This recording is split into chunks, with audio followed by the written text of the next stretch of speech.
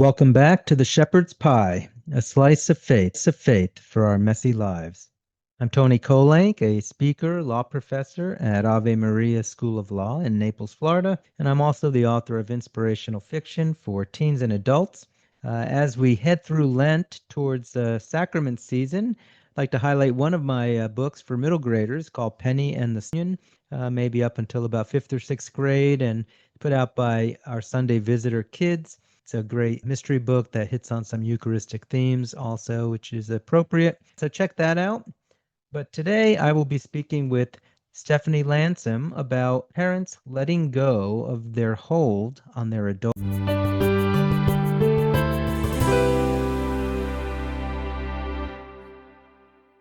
My guest today is author Stephanie Landsem, who writes historical fiction for women about women. Stephanie is the author of the Carol Award-winning novel Codename Edelweiss, which I had her on the show talking about a while ago, which is an excellent novel. But her newest release is called The Fault Between Us. It's set in 1959 Yellowstone on the eve of a cataclysmic earthquake. So she makes her home in Wisconsin with her husband, three cats, and a dog. And she also has some adult children, which will factor into our discussion today. So, Stephanie, welcome back to the Shepherd's Pie. I'm glad to be here, Tony. Thanks for having me. So, we've talked to you before, but what you've been doing in the time since we last spoke? Well, I'm a Catholic wife and mother. As you said, I have four adult children. Kind of an empty nester now, which is new for us. I've written six novels, historical fiction. My first three were biblical fiction. So I just love history. I love writing inspirational fiction that has a message to people that might bring them closer to God. Okay, so The Fault based on actual historical events, and maybe kind of give us a little bit of what was going on at that time and why you decided to pick that particular history. This is a fun one because it's kind of been in the back of my mind for a long time. My dad, my whole family, we grew up in the national park system. My dad works for the national parks and started out in Yellowstone. That's where they met, that's where they fell in love. We have lots of family stories about just living in the remote areas of Yellowstone where they were. And that's always been kind of in the back of my mind as one of my favorite places to write about, and I wanted to do it. And then I was talking to somebody about the Hebgen Lake earthquake, which I grew up hearing about my whole life. I just assumed that everybody knew about this massive earthquake that hit Yellowstone in 1959. And no one did. No one had ever heard of it. And I thought that would be a great setting and something fun to write about, because who doesn't like disaster movies, disaster books where people are fighting against the elements and trying to save each other. And it's really an amazing story about what happened during this earthquake. And also I got to interview my mom and dad, not my dad because he's passed away, but I remember all his stories about it. But my mom was there during the earthquake, and her two actually were visiting from Minnesota where they lived, and they were there for the earthquake also. So I got to call them, and they're all in their 80s and 90s, but they have great, very sharp memories about what happened that night in August in 1959. So that made the book really fun to write, but also really hard to write because it's hard to know I didn't want to leave anything out. Isn't that also supposed to be the site of like a super volcano or something? And that one day when Mhm. it blows up, we're all going to die. What's going on with that? And is that in any way related to the earthquake in 1959? I think it's 1 million acres that Yellowstone is sitting on, is on top of this massive caldera. It's so close to the surface, and that is why there's all of these geothermal anomalies that people go to see. I would hope that anyone who read The Fault Between Us would put it down and say, I want to go to Yellowstone, because at least in the United States, there's nothing like it. So yeah, it's a very active volcanic area, but the chances that that caldera is going to blow are minuscule. We don't have to worry too much about it. But if it did, you're right. Like life on Earth would be different. Like the United States would be wiped out. Yeah, it's pretty crazy. Bringing us back to then your characters, because you mentioned The Fault Between Us isn't just about earthquakes, it's actually about people. So maybe give us a little background on the characters, and are any of them inspired by real life people? Oh yeah, they really are. And I think that's why it made it so hard to write this one because normally you can make up characters and do whatever you want to them. The two main characters, Claire and Red, are based on my parents, although I make it very clear to my family and especially my mom that they're not biographical. They are just based upon them. My mom did ask me to name the hero of the book Red because that's my dad's name.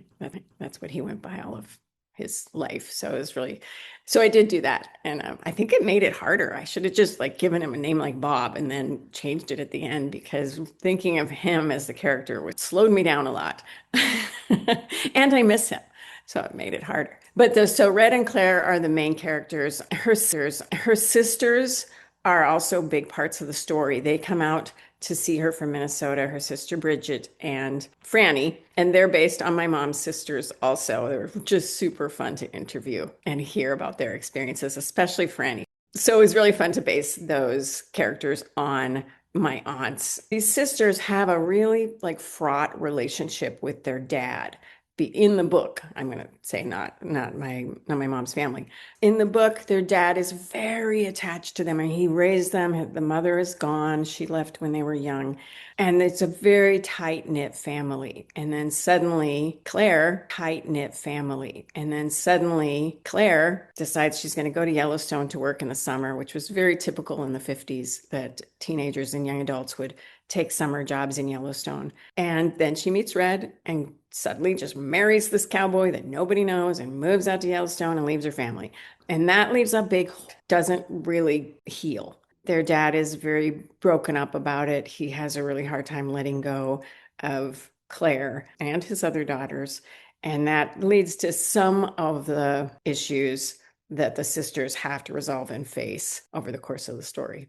Wow, okay. And you said that you personally are the mother of 4 adult children. I'm the father of 5 adult children, and so I suppose as you start getting into that theme in your book, there's some real life kind of inspiration you can draw as a parent. But kind of maybe set up for us, what do you see as the issue, and especially as it percolates in your book? What do you see as the issue, and especially as it percolates in your book with parents and their adult children?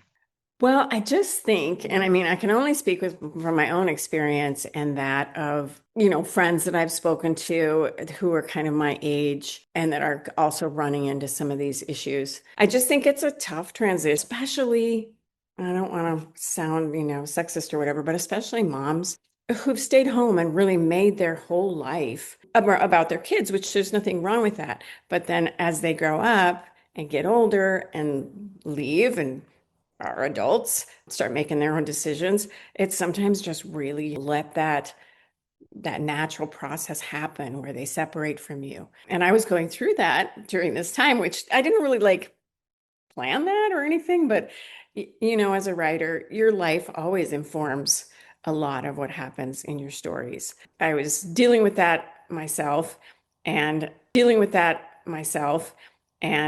I could really see that happening within the story with Claire's dad and his daughters, and how that was, if you don't recognize it and make an effort to cut those ties to a certain extent, the ties that shouldn't be there anymore. Family and like personally, you can be very sad and just have a hard time managing this new life that you've been given and that God's given you this new like time of your life to maybe do other things that God has ready for you. And instead you're holding on to that old life. Like, I don't want to let it go. Things that God has ready for you. And instead you're holding on to that old life. Like, I don't want to let it go. That's just not healthy. And it's not probably what God wants for us. Yeah, it's funny that you talk about it being maybe more for women. My wife and I think it's role reversed. She seems very able to handle change and the kids growing up and getting out and doing their own lives and us moving into a new phase. And she keeps saying, I'm the one that doesn't want to change anything. So I can relate to the moms out there who are saying those things. And of course, when we have multiple children, I mean, I feel like when like my eldest or the felt as keenly as when the last one leaves. Is there a difference between your first one and your last one leaving? I think maybe like personally, it was more of a, Yes, it was hard when our last one left, but not just because we missed her, but suddenly it occurs to you like the house is really quiet. This is new. This is like a new life. Like, yes, we still spend time with the kids and do stuff with them, and we have them over and, do birthdays and Christmas and all that stuff, which is super fun. But those things almost make it more, it kind of clarifies like what the rest of life is. Like, these are just events, and our lives are without our kids. So I don't know if it was just when our youngest left. I think that just made it very obvious. It was like, oh, wait, I miss all of them. Like they're all gone. That's interesting that you feel it more keenly because that is absolutely valid. I think it's just is a personality thing. And maybe it isn't a female male thing. It's just like how you view the next step or maybe ability to change. I've been told maybe that I'm not great about change. And I like things to change. And I like things to remain the same. It's also an opportunity to have do something new to really strengthen your marriage. Like if you're lucky enough to still have your spouse with you and you're an empty nester, like that's awesome. And that's a gift from God that you should be very good a lot. It's definitely difficult. And I wonder, and I don't know if this happens in your novel or not, but I know parents of adult children, and their adult children have grown up and made really great life choices, things the parents love. And maybe they're, especially like when it comes to faith, which is obviously following the faith. I go to Ave Maria School of Law here in Naples. There's a lot of really faithful Catholic students here. And I think of all their parents who are probably so proud that their kids followed in their faith footsteps and all that kind of stuff. Even when that happens, I'm assuming there's a hard time letting go on decisions that your kids make. There's a hard time letting go on decisions that your kids make. But I'm wondering, for me, my experience has been more like, well, the kids aren't following in the faith or aren't following in the path that, I necessarily wanted as a parent. And I find that that's even more difficult to kind of process. I don't know. What are your thoughts on that? Oh, yeah. To watch your kids drift away or even just walk right off, walk away immediately from the faith that you really like. One is like number one in your life, very important part of your own life, but that you've also worked so hard to transmit to them. And then you feel often that you failed, like, oh, I must have done something wrong. And that's a very difficult hurdle to get over, I think, to blame yourself and to put these kids in the hands of God and say, like, I did my best with this now. Now they're yours, and they always do your work with them now. And yeah, it can be extremely painful and a tough thing to get through as an adult parent. And then the decisions, oh my gosh, the decisions that they make that you're just like, oh, please don't. And yet trying to remain, have a good relationship with kids who not living how you would like them to live, or the staying, being very far away from the faith that would help make them happy. And yet you just have to learn silence, silence, silence. Like, I can support you on the things I can support you with. I can encourage you. I can love you. I can spend time with and encourage you. I can love you. I can spend time with you. And I have to not continually talk about the things I disagree about.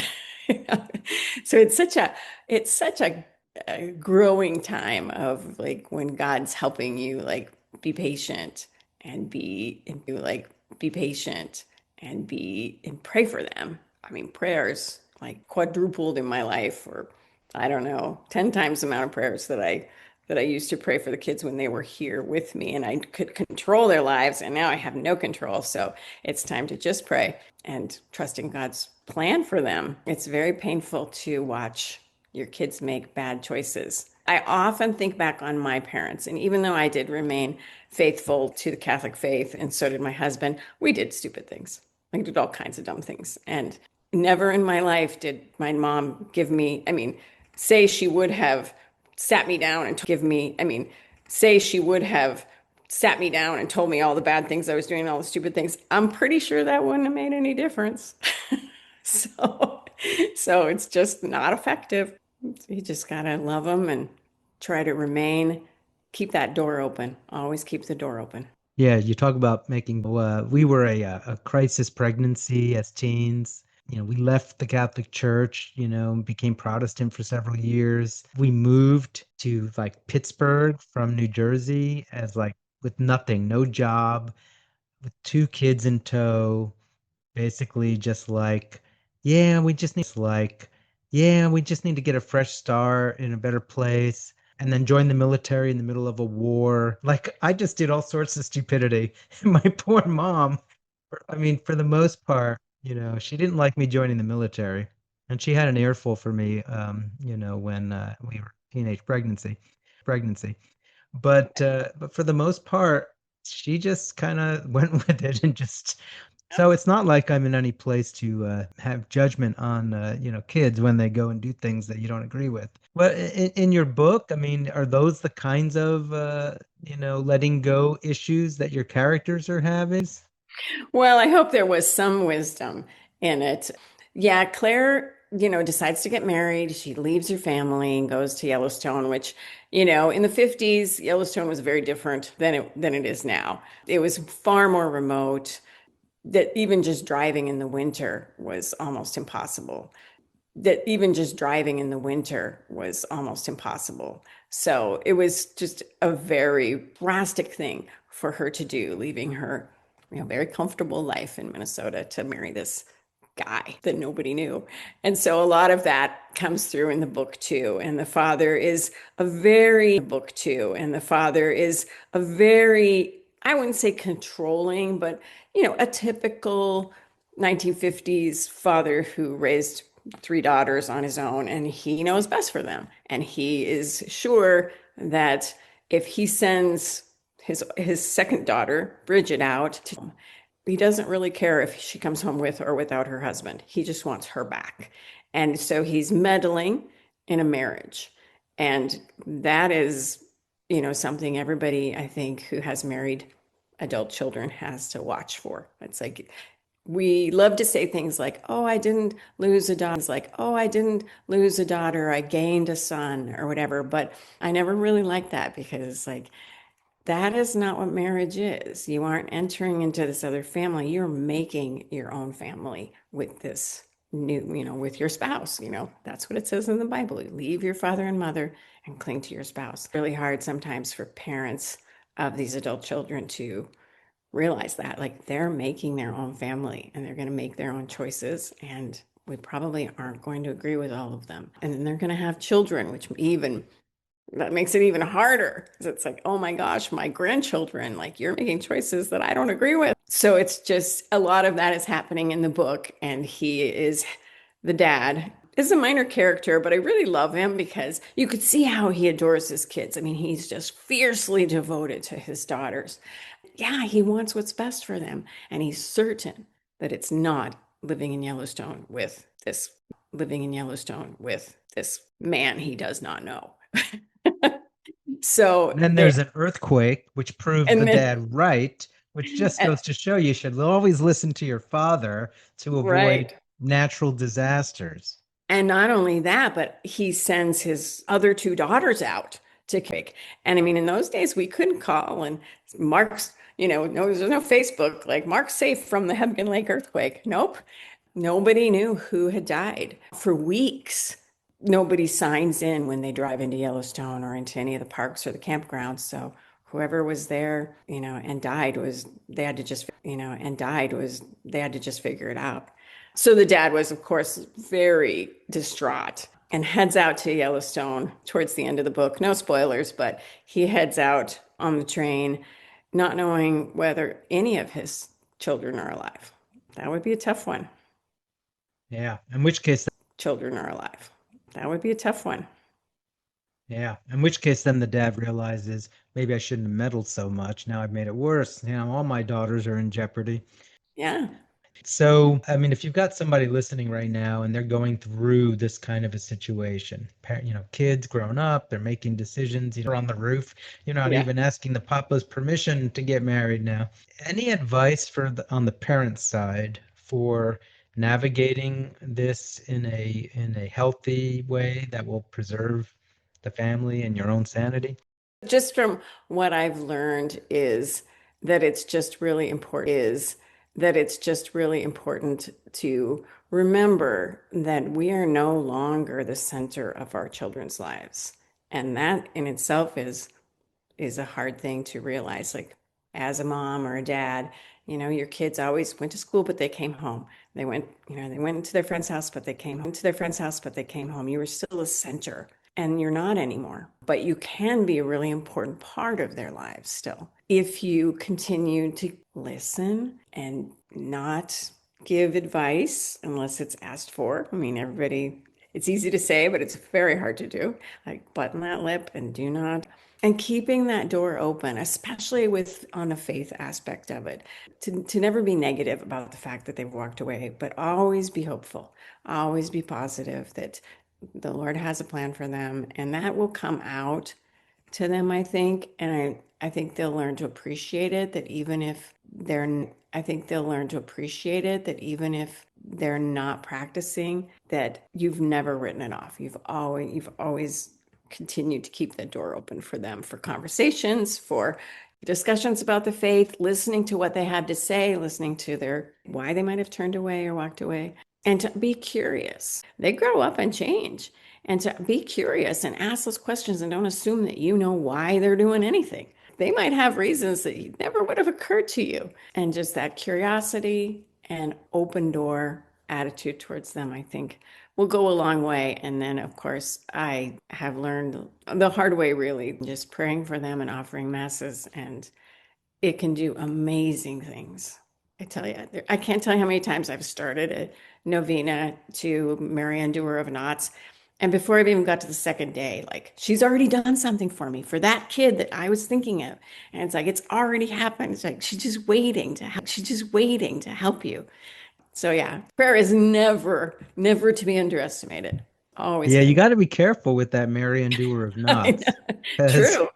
she's like, okay, you asked to undo this knot. Don't blame me. I did That's that right. novena once and still hasn't come home yet. Yeah. But I'm sure it was the right thing at the time. But it's tough. So you gotta you gotta really want it not Oh, undone before you're right. gonna ask for that. But that brings me to, I guess, my last question for you on this. You've said a few times, and it kind of ties into what I just said. Well, God has a plan. And I love that theme. I love to write about that theme in my novels. Like, no matter how weird everything looks and how crazy everything gets, at the end, God kind of brings his will out of all of this. But I struggle as a parent because I'm like, well, yeah, but like there's free will and like me or my kids could do things that are not like God could maybe make something good out of it in the end, but at the end of the day, God's not going to violate our free will. And if our kids decide that they just don't want to have anything to do with our faith or with God or whatever, I mean, like that's within their human dignity to, and then to have whatever consequences come with those decisions. That's what worries me as a parent, because it would be one thing if like I knew for sure, like God was like, don't worry about it. I got this. They're all going to heaven later. Just you're fine. They're all gonna be okay. Just keep praying and you've got this. But part of me is like, but wait a minute, that can't. But part of me is like, but wait a minute, that can't also possibly be true if we also have true free will. I don't know. I don't know the answer to my own question, but maybe you can give me some wisdom on this one. Yeah, I'm afraid that one haunts me also. And sometimes I feel like I know the answer, and sometimes I am, more on the side of despair and just throwing up my hands and being like, "Come on, God! Like, it's your will that they go to heaven, and it's my will that they go to heaven. So how about we do your will?"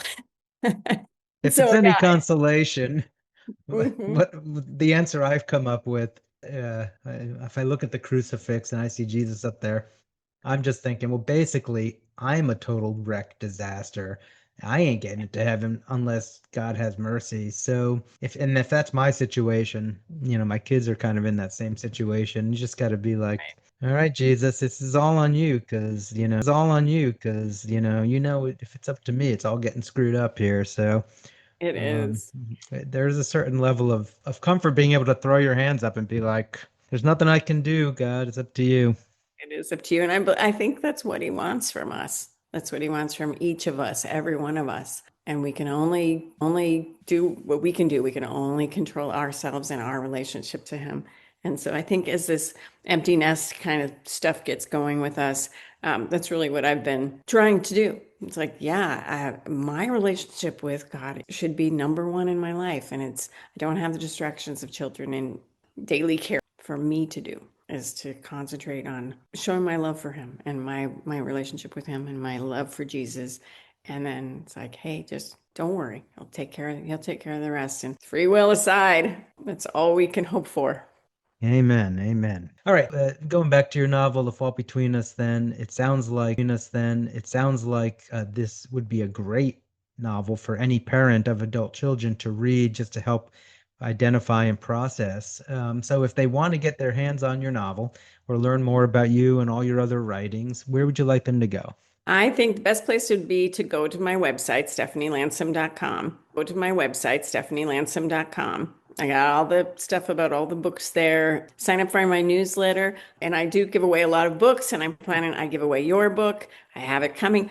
And once I read all these books, I give them away on my newsletter. So if you like to get free books, sign up for the newsletter and keep in touch with me. Been wonderful having you back on the show again, and I really appreciate the realness you bring to conversation. So thank you for that. And I wish you all the best with the fault between us. And thank you again. And we'll keep all of our families in our prayer. But it's great having you on the show again. Thanks, Tony. It's good to always. Unfortunately, that is all the time we have for the show today. We've been speaking with Stephanie Landsem about her book, The Fault Between Us, and about the issue of parents and their adult children and letting go. Again, this is Antony Barone Kolenc. If you want to learn more about any of my writing, you can go to antonykolenc.com. But until next time, may God bless us as we rely on our faith to work through the messy challenges of our lives.